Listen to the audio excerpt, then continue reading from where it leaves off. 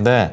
자, 그럼 여러분께서 이제 올려주시는 동안 저희는 또 시장을 관통할 만한 이슈를 좀 다뤄보도록 하겠는데요. 네. 오늘 앞서서 잠깐도 얘기를 해주셨지만 저 PBR, 저 PER 뭐 이런 얘기도 되게 많이 나왔기 맞아요. 때문에 오늘의 주제는 이걸로 정해봤습니다. 보여주시죠.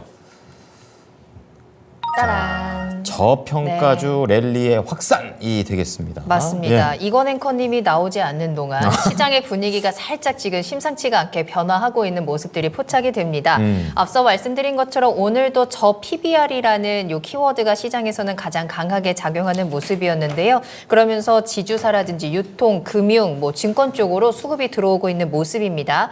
정책의 힘이 정말 시장에서는 지금 강하게 좀 이끌어가고 있는 상황이고요. 네. 그러다 보니까 코스닥보다는 코스피로 그리고 성장주에서 가치주로 시장의 중심이 조금씩 이동하고 있습니다. 이 정책적인 이벤트는 단기적인 이슈일 것이다라는 예측이 나왔음에도 불구하고 계속해서 이 저 PBR주를 향한 랠리가 확산되고 있는 상황인데요. 그렇다면 저평가주 지금이라도 담아내야 하는 건지 앞으로 전략과 대응 방법 찾아보겠습니다. 네, 오랜만에 PER이 뭔가, PBR이 뭔가 한번 찾아봤던 맞죠, 하루인 것 같기도 맞아요. 한데요. 네. 자, 우선은 문서진 대표께서는 이제 시장 환경 자체가 이 저평가주 랠리에 지금 힘이 실리는 걸로 생각하십니까? 아니다라고 생각하십니까? 저는 좀 지금 단기적으로는 실릴 것 같은데 네. 근데 이제 여기서 거지와 구두쇠를 잘 구별해야 될 것 같아요. 거지와 구두쇠. 뭔가 궁금증을 잔뜩 자아내는 그런 끗 멘트. 차이인데? 예. 좋아요. 자, 송가람 송가람 대표님께서는요? 대표님요. 아주 단기로는 주목을 받겠지만 네. 중장기적으로는 조금 옥석가리가 필요한 구간이다. 오, 비슷한 내용인 것 같아요. 어렵게 얘기하셨는데 여기서 쉽게 풀어버리는 그런 상황이 된 것 같습니다. 네. 자, 우선 문서진 대표부터 좀 들어볼게요. 네. 일단 기본적으로 이제 전례가 있었지 않습니까? 그러니까 정부가 적극적으로 이제 육성하는 이런 산업에 대한 부분이 앞전 정부에도 있었잖아요. 그러니까 다들 아시는 것처럼 이제 문재인 정부 때 네. 그 친환경 관련해서 그 펀드 하나 만들었지 않습니까? 제가 네네. 그 정확하게 펀드가 이름은 기억이 안 나는데 어쨌든 그 펀드를 그 문재인 대통령이 1호 고객으로 그거를 가입을 했었어요. 그러면서 이제 이 친환경 쪽에 이제 드라이브를 걸었는데 그게 어쨌든 한 100% 넘게 수익이 났더라고요. 그러니까 정책적인 부분을 이렇게 드라이브를 걸 때 그때 항상 이제 뭐 풍력 이런 것들이 다 있어가지고 맞아요. 예, 태양광 아무튼 그래서 정부가 어쨌든 정책적인 드라이브를 건다라는 것 자체는 굉장히 호재성 재료가 맞습니다. 예, 당연히 이제 뭐 호재성 재료가 맞고 특히 지금 같은 경우도 수급적인 부분도 이런 이 저평가주에 들어올 수밖에 없는 게 최근에 만약에 우리 시장을 살려고 하면 2차 전지를 사기에는 아직 업황적인 부분도 그렇죠. 좀 불안하고 네. 반도체를 사기에는 또 너무 많이 올랐고 네. 마땅하게 손이 가는 게 없어요. 그런 과정에서 저평가주에 대한 흔히 말하는 살 수 있는 뭔가의 흔히 말하는 이제 명분을 만들어 준 거잖아요. 그렇기 때문에 외국인들이든 기관이든 새로 우리 시장에 들어오는 사람들 입장에서는 충분히 제가 보기에 메리트가 있다라고 생각을 합니다. 그리고 또 저평가주라는 것 자체가 일단 뭐 적극적으로 기본적으로 좀 안전하다라는 또 생각도 있잖아요. 저평가라는 거기 그렇죠. 때문에 그렇죠. 지금 정도 가격에서 사면 뭐 속된 말로 크게 물리진 않겠다라는 것도 있기 때문에 그리고 오늘 외국인들이 엄청나게 공격적으로 우리 시장을 샀거든요.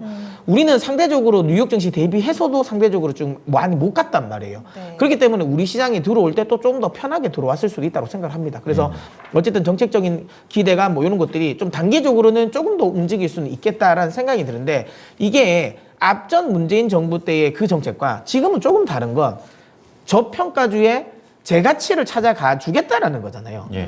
그러면 이 말은 뭐냐면 저평가가 아니게 되면 모멘텀은 없어지는 거예요. 그러니까 그렇죠. 지금 현재 말은 PBR 1배수까지는 올리겠다라는 거잖아요. 네. 그러면 PBR 1배수가 되면 사실상 뭐 의무적으로 뭘 더 할 거는 없거든요. 그렇죠. 네, 그렇기 때문에 이게 저는 오늘 보면서 이런 생각을 했어요. 참 우리나라 참 대단하다라고 느꼈던 건 네.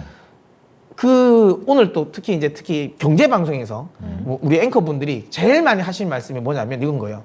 그러니까 저평가 테마주가 급등합니다. 그렇죠. 테마. 이 세 단어가 네. 한 문장에 있는 게 안 어색하세요? 저평가 테마주. 테마주. 뜨거운 아이스 아메리카노 같은 거잖아요. 저평가 테마주라는 거. 그러니까 저평가주도 테마주로 만들어버린 시장이거든요. 그러니까 너무 지금 현재 하나에 집중돼서 뭔가를 급등시켜버리는 게 저는 이게 좀 불안하다라는 거죠. 저평가가 되는 걸 밸류업 하는 건 좋은데 그걸 이미 벌써 며칠 만에 다 끌어올려 버렸잖아요. 네. 그러니까 PBR 0.5배수 있는 것들이 지금 벌써 1배수까지 더 넘어간 게 엄청 많아요. 네네. 예, 그러니까 제가 말씀드린 건 저평가주는 저평가일 때 메리트가 있는 거지 저평가를 넘어가면 메리트가 없다는 거고요. 또 하나는 제가 이제 앞서 거지와 구두쇠를 예. 가려야 된다고 한 건 뭐냐면 왜 얘가 PBR 흔히 말하는 그러니까 1배수 미만일까 잘 생각해야 돼요. 그러니까 진짜 돈을 못 벌어서 진짜 돈을 못 벌어서 그러니까 거지. 그러니까 내가 주주 환원도 해주고 싶고 뭘 하고 싶은데 네. 못하는 기는 거지 기업인지 아니면 구두쇠 실제로 할 수 있는데 자기가 안 하는 건지 그게 중요한 거예요. 그렇죠. 그러니까 아무리 정부가 시켜도 이게 공산주의가 아니잖아요. 맞아요. 주주 환원을 하라했는데 내가 주주 환원 할 돈이 없어. 그러면 주주 환원 하기 위해서 그러면 자기가 흔히 말하는 땅을 팔아가지고 할 수는 없는 거잖아요. 네, 그러니까 이거는 어렵다. 그럼 결국에는 주주 환원 정책 또 할 수 있는 여력이 있는 애를 집중하는 게 맞지 않을까라고 생각이 듭니다. 그러면 말씀하신 것처럼 저평가 테마주로서 지금은 시장에서는 움직이고 있는 상황이잖아요. 근데 어쨌든 이게 증시 부양책이기 때문에 전반적인 시장의 분위기를 조금 이끌어갈 수 있을까 이 부분이 좀 포인트일 것 같은데 네. 그럼 이게 정말 테마로 인해서 단기적인 이벤트로 반짝하고 끝날 거라고 보세요? 아니면 그래도 조금 더 장기적으로 확실하게 좀 이제는 분위기가 달라졌다라고 봐도 되는 거예요? 일각에서는 한 5, 6년 동안 좀 끌고 갈 것이다 이런 얘기도 있어요. 근데 물론 5, 6년 갈 수도 있죠. 왜냐하면 그렇게 해서 그 저평가 관련 기업들이 또 돈을 많이 벌어요. 5, 6년 가면 그게 테마입니까? 트렌드죠, 트렌드. 주도주 아니에요, 그렇게 되면? 네, 그렇게 될 수 있는데 말 그대로 지금 현재 이 분위기 자체가 길게 갈 수는 없는 분위기는 사실 맞거든요. 계속 말씀드리면 저평가라는 건 제대로 주가가 평가를 가치를 못 받았다는 건데 그 지금 주목받으면서 가치를 지금 받고 있는 부분이고 그리고 자꾸만 일본을 비교를 하시는데 그쵸. 일본이랑은 좀 달라요. 왜냐하면 맞아. 일본은 이 정책 때문에 오른 건 사실은 아니에요. 물론 이게 전혀 영향을 미치진 않았지만 결국에는 일본의 통화 정책이 글로벌 내에서 가장 흔히 말하는 완화적이었거든요. 거기에 지금 이제 그 엔저로 인해 가지고 수출도 굉장히 잘 됐어요. 그러다 보니까 기본적으로 통화 정책의 유동성이 많이 풀려 있는 상황에서 기업들의 실적도 좋았고 내수도 거기는 좀 탄탄한 기업들이 많단 말이에요. 그러다 보니까 거기에 이제 AI 부분까지 일어나면서 이게 이제 쓰고 같이 올라간 거지. 딱 그 정책 때문이다라는 건 아닌데 이제 일본이 어쨌든 선례를 보였으니까 우리 시장은 그냥 그걸 테마로 일본도 저래 갔으니까 우리도 간다 이만큼까지 가겠다 해서 돈이 퍼부어지긴 맞습니다. 근데 조금 아쉽긴 하죠. 근데 너무 빨리 저는 소멸될 수도 있겠다. 너무 빨리 가면 네, 그렇게 생각합니다. 네. 자, 이제 저평가와 관련된 오늘 종목들이 움직였기 때문에 그 주제로 함께하고 계시는데요. 이제 송가람 대표 역시 단기적인 부분과 그리고 조금 더 길게 봤을 때 부분, 분명히 분위기는 다르다라고 좀 얘기를 해 주셨습니다. 좀 자세한 내용 들어볼게요. 네, 먼저 단기적인 부분 살펴보게 된다라고 한다면 아무래도 최근 우리 시장에 주도주 역할을 하는 섹터가 없었다라는 측면에서는 지금 시장 전반적으로 이 저PBR, 저PER 주들이 움직인다라고 한다면 단기적으로는 아직까지 상승 여력 충분히 추가로 있다라는 점을 볼 수가 있을 텐데요. 네. 이런 밸류 프로그램 같은 경우에 정부에서 추진을 하기로 했다라는 점은 큰 호재로 작용할 수 있기 때문에 단기로는 추가로 좋은 흐름이 나올 수 있다. 라는 점 볼 수가 있겠습니다.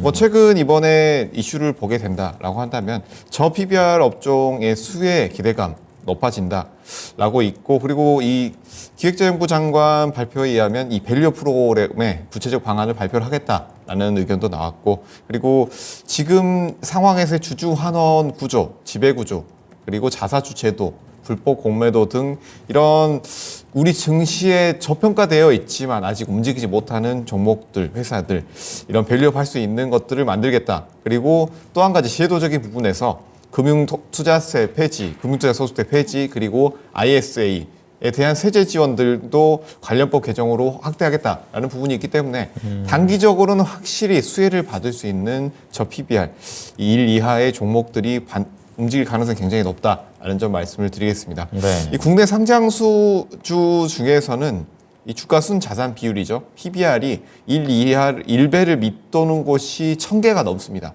그만큼 주목받을 수 있는 회사들이 굉장히 많다라고 볼 수가 있을 텐데요. 이런 정부 지원에 따른 밸류업 집중이 된다라고 한다면 앞으로 단기 모멘텀은 확실하겠지만 중기, 장기로도 어느 정도 흐름이 추가로도 나올 수 있다는 가능성, 절반의 가능성은 존재한다라고 보고 있습니다. 여기서 중장기적인 흐름을 본다라고 한다면 단기는 괜찮지만 장기적인 모멘텀 같은 경우에는 우리가 살펴봐야 될 점. 이런 종목군들 같은 경우에는 안 간 이유는 확실히 존재한다. 시장의 주목을 받지 못했다라는 측면이 있기 때문에 우리가 여기에서 시장에서 주목을 받지 못했다라고 한다면 과거에 주목받지 못했던 흐름 그리고 현재의 어떤 재무구조 그리고 사업구조 가지고 있는지 체크를 해볼 필요가 있다라는 점 말씀을 드리겠고요. 이 저평가들 중에서도 굉장히 많은 저평가주들 중에서도 앞으로의 실적 그리고 이 앞으로의 사업구조 이것들을 통해서 억석가리기가 지금은 어느 정도 필요한 구간이다. 이 억석가리기를 통해서 어떤 회사를 접근을 해야 되느냐. 지금 같은 경우에는 지주회사들 좋은 움직임들이 나오고 있고 그리고 이 금융사들 그리고 한화 LG 이런 현대백화점 같은 대형주들도 움직임이 나오고 있기 때문에 기존에 움직였던 종목 그리고 앞으로 상승이 나올 종목까지 함께 살펴볼 필요가 있다는 점도 말씀을 드리겠습니다. 잘 골라야 된다라는 게 계속 포인트가 되는 것 같은데. 네, 맞습니다. 제가 방금 전에 포털 회사가 저평가를 한 칸 딱 뜨니까 관련된 검색어들이 이제 많이 찾아보신 게 나오잖아요. 그러니까 저평가 우량주, 저평가 가치주, 저평가 성장주 이렇게 세 가지가 있는데 또 저평가라는 큰 카테고리 내에서도 또 이렇게 갈리잖아요. 그래서 만약에 이렇게 갈렸을 때 크게 나눠본다면 어느 쪽에 좀 가장 그나마 지금 단기적인 그런 모멘텀 측면에서는 괜찮을까 생각을 해봤는데 어떻습니까? 지금은 아무래도 네. 중소형주들이 빠르게 올라왔기 때문에 대형주가 어느 정도 다시 한번 이슈가 나오지 않을까라는 점을 말씀을 드릴 텐데요. 이 두 가지를 체크를 하셔야 된다라는 점 말씀을 드리겠습니다. 첫 번째 네네. 같은 경우에는 이 저평가주들을 선별하는 기본적인 원리 이것을 판단을 하셔야 된다라는 것인데요. 이 저평가주 같은 경우에는 쌀 때 사서 네. 비싸게 판다라는 가장 기본적인 원칙에 의해서 이것을 우리가 매매하는 것인데요. 그렇다고 한다면 이 평가 기준에 따라서 이 저평가되어 있는 주들 굉장히 많은 주들을 우리가 옥석가르기를 해서 지금은 매수해야 될 타이밍이다라고 보여지고 여기서 또 한 가지 이 저평가주들에도 방금 전에 말씀드렸던 것처럼 함정들이 존재한다라는 점 이 점을 체크를 하셔야 될 텐데요. 싼 게 비지떡이란 말이 있죠. 그렇죠. 이 말처럼 이게 싸다고 해서 무조건 좋은 주식이냐라는 점에서는 의문점을 가질 수밖에 없는데요. 이 낮은 회사의 실제 가치에도 불구하고 시장의 오해로 인해서 저평가를 받았던 종목들, 이 종목들은 굉장히 긍정적이지만 회사의 실제 가치가 낮은 회사들도 분명히 존재하겠죠. 이런 회사들은 우리가 주의할 필요가 있다. 이런 것들은 적절한 판단을 통해서 우리가 매수를 해야 된다라는 것들을 말씀을 드리겠습니다. 그래서 여기서 주의할 점, 단순히 숫자만 보고 접근할 것이 아니라 네. 그 회사의 내부 속속들이 들여볼 필요가 있다라는 점 말씀드리겠습니다. 네. 네. 자, 말씀해 주신 것처럼 저평가 종목들 최근에 뭐 워낙에 급하게 움직이면서 뭐 네. 투자주의, 투자 경고 종목들도 나오고 있더라고요. 급하게 따라잡기에는 좀 리스크가 큰 상황입니다. 두 분께서도 옥석 가리기의 중요성을 언급해 주신 만큼 그쵸. 아니 그래서 그럼 우리는 어느 섹터를 살펴봐야 하느냐. 아 노골적인데요. 그러니까요. 네, 종목을 좀 살펴볼까요? 그렇죠. 제가 문서진 대표께서는 섹터하고 어떤 종목을 보시니 탑픽 좀 몇 개 뽑아주세요. 저는 일단 완성차랑 네. 근데 일부 이제 지주회사를 좀 뽑았는데요. 왜요? 제가 아까 말씀드린 거지와 구두쇠라고 네. 했는데 그러면 구두쇠를 찾아야 될 거 아니에요. 그렇죠. 왜냐하면 돈은 있는데 일부 지금까지 안 했다라는 거. 앞으로도 돈을 좀 잘 벌 수 있는. 그럼 일단 대표적으로는 완성차. 그러네요. 그 중에서도 현대차. 왜냐하면 기아차는 이제 좀 많이 올랐어요. 그렇죠. 이제 저평가라고 보기엔 좀 애매합니다. 근데 이게 수밖에 없고. 그 물론 장부 가치 그러니까 PBR 대비 그냥 저평가는 아니라는 거지. 그 저평가는 맞아요. 실적 대비해서 PR 기준으로 본다면 저평가가 맞습니다. 그건 맞는데 그냥 지금 여기서 오늘 컨셉상 어쨌든 그 장부 가치 그러니까 PBR 기준으로 보면 현대차는 아직까지는 장부가로도 저평가거든요. 그리고 원래 물론 작년보다 매출을 더 아주 드라마틱하게 넘길 수 있을까? 그렇지는 않을 것 같다. 하지만 작년 정도 수준의 매출만 낸다 하더라도 사실 저평가거든요, 지금. 예, 그러니까 뭐 지금 그러니까 PR 기준으로 보면 네. 원래 예상 실적 기준으로 보면 지금 주가도 한 5, 그러니까 PER 500. 그러니까 굉장히 싼 거거든요. 뭐 그런 거 감안하면 여전히 현대차는 또 현금도 많습니다. 다만 현대차는 약간 좀 애매한 건 있어요. 제가 항상 말씀드리지만 현대차는 노조가 이걸 어떻게 또 생각할지는 몰라요. 그러니까 왜냐하면 그 돈 있으면 우리 쪽에 더 해라고 할 수도 있는 부분이 있거든요. 그래서 이거는 어떻게 될지 사실은 모르겠습니다. 근데 이거는 제가 보기엔 현대는 좀 노조와 관련해서도 좀 이건 좀 이야기가 나눠져야 되지 않을까라고 생각을 하는 것 같고. 네. 그거 말고는 이제 일부 이제 지주사 중에서도 돈 많은 회사들 있거든요. 그리고 이제 또 실적도 나오는 지주사들 대표적으로 LS가 있겠죠. LS 같은 경우는 전선. 지금 영업이익이 지금 1조가 나오는데 지금 시총이 3조밖에 안 되니까 진짜요? 매출이 1조가 아니라 영업이익이 1조 정도 나오는 회사가 그게 엄청 저평가거든요. 스크루지. 네, 그래서 근데 이제 원래는 잘 안 했어요. 여기 원래 전형적으로 좀 나쁜 짓을 좀 한단 말이에요. 요즘 들어서 자꾸만 이제 물적 분할 좀 자회사 물론 원래 지주사는 그러니까 자회사를 상장시켜서 흔히 말하면 거기에 따른 이제 이 지분 가치 평가를 잘 받는 게 원래는 맞아요. 근데 우리나라에서는 그렇게 하면 안 돼요. 우리나라는 그걸 부정적으로 보거든요. 그러니까 자꾸만 뭔가를 떼 나간다는 걸 별로 안 좋아한단 말이에요. 우리는 특히 지분 가치 평가 이익을 별로 높게 안 치는 나라니까. 그러니까 네가 가지고 있어라라는 거거든요. 근데 요즘 들어서는 자꾸만 떼 나갑니다. 별로 안 좋은데 그래도 이제 정부에서 이렇게 좀 드라이브를 걸면 이제 그건 좀 멈추고 좀 이제 환원하지 않을까, 주주 환원하지 않을까 싶어요. 네. 자, 완성차에서 현대차 그리고 일부 지주사 중에서는 이제 LS를 해서 있는데 약간은 조금 기대해 볼 만한 그런 저평가 섹터하고 종목 말씀드렸고요. 과연 구두쇠들의 곡간이 어느 정도 풀릴지. 뭔가 엄청 쌀이 많을 것 같은 그런 느낌. 네. 다음 송가람 대표입니다. 어떤 섹터랑 종목 보십니까? 네, 저도 구두쇠라고 할 수 있는 회사들 중에 한 섹터를 가지고 왔는데요. 네. 이 은행주들과 함께 지금 주목받고 있는 섹터죠. 바로 손해보험사입니다. 오늘 셌어요. 네. 네. 손해보험사들 같은 경우에는 굉장히 다양한 회사들이 있지만 31개 회사들이 있죠. 영업하고 있지만 현재 이 대부분의 시장 점유율을 차지하고 있는 회사는 4개사입니다. 그래서 이 4개사 중에 한 회사를 볼 필요가 있다라는 점 말씀을 드리겠는데요. 네. 회사부터 먼저 말씀을 드리자면 DB손해보험입니다. 왜요? 대형 손해보험사고 네. 그리고 미국을 해외 거점으로 해서 집중 공략하고 있고 그 외에 중국 그리고 인도네시아 이쪽에 영국, 미얀마 등에도 사무소를 개설해서 해외 쪽에도 이제 공략을 하고 있다는 점, 해외 상승 모멘텀도 가지고 있다는 점을 말씀을 드리겠고요. 이 손해보험사들 같은 경우에는 대표적인 금리 상승, 금리 인상 수혜주로 뽑히고 있지만 지금 금리 인하 같은 경우에는 이미 나온 이슈이기도 하고 그리고 아직까지는 이런 집중적으로 어느 정도 시기에 집중해서 낮출 것이냐라는 부분은 미지수기 때문에 그 부분의 리스크는 어느 정도 존재하겠지만 지금 상반기에 바로 인하가 나오지는 않을 가능성이 높다라는 측면에서는 리스크가 상반기에는 그렇게 높지 않다라는 측면 그리고 지금 손보사들 같은 경우에 CSM 규모 같은 경우에도 전반적으로 꾸준히 늘어나고 있다라는 점에서 주목해 볼 필요가 있다라는 점에서 이 회사 같은 경우는 해외 이슈 체크해 볼 필요가 있고 그 외에 이 CSM 규모 상승 그리고 이 접 PBR주들 중에서도 그 PBR 자체가 이렇게 굉장히 낮진 않지만 그 회사들 중에서도 이 4대 회사 주목해 볼 필요가 있다라는 점 말씀을 드리겠습니다. 네. 자, 오늘 이슈 팔로우에서는 저평가주에 대한 랠리 확산될 것인가? 단기적으로는 그럴 수 있지만 중장기적으로는 글쎄다라는 물음표가 찍히면서 문서진 대표께서는 섹터 중에서 완성차 중에서 현대차, 일부 지주사 LS고요. 송가람 대표는 오늘 또 뜨거웠죠. 손해보험사 중에서 DB손해보험과 관련된 앞으로에 대한 내용들 긍정적으로 보시니까 체크하셔가지고 대응하시기를 바라겠습니다.